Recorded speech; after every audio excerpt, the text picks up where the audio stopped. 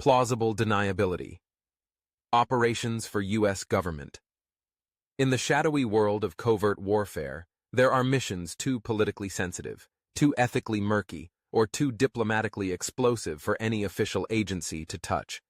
These are operations that, if exposed, could unravel alliances, trigger international outrage, or bring down governments.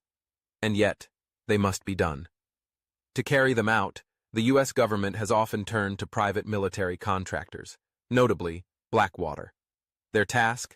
Conduct operations under the cloak of plausible deniability.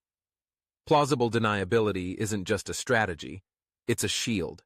It allows a nation to operate in the gray zones of foreign policy while claiming ignorance if things go wrong. Blackwater, with its layers of shell companies, offshore accounts, and civilian status, was the perfect instrument for this type of warfare. These missions took many forms.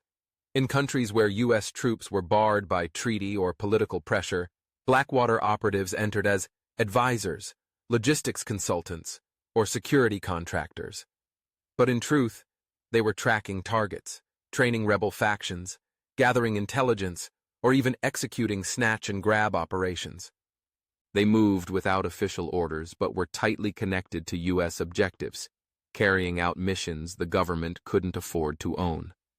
In Africa, Blackwater reportedly worked in resource-rich zones where U.S. corporations and strategic interests overlapped with militia violence.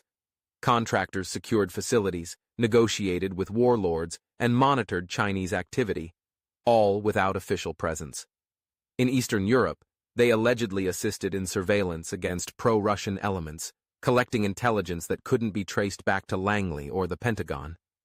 In the Middle East, where American military involvement had drawn widespread condemnation, Blackwater stepped in as the invisible hand.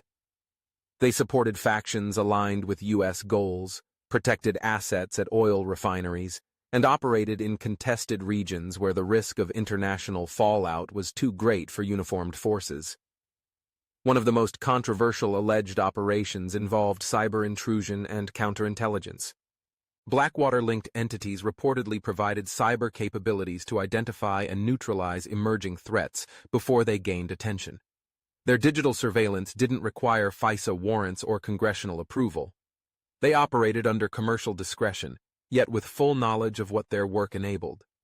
The beauty of these missions, at least from a political standpoint, was the firewall they created.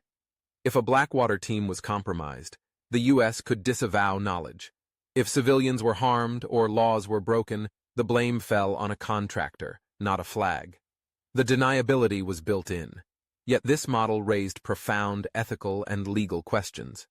What oversight existed for these operations? Who ensured that missions didn't violate international law or basic human rights? Could a democracy outsource its dirtiest work and still claim moral superiority? For Blackwater, the answer was simple. They weren't political. They were operational. They got the job done. No delays, no press, no accountability, just mission success. These operations were rarely written about, never confirmed, and often denied. But within the corridors of Washington, their value was understood. Blackwater was the scalpel for the jobs too delicate for the hammer of official force. Plausible deniability operations were the purest distillation of private warfare.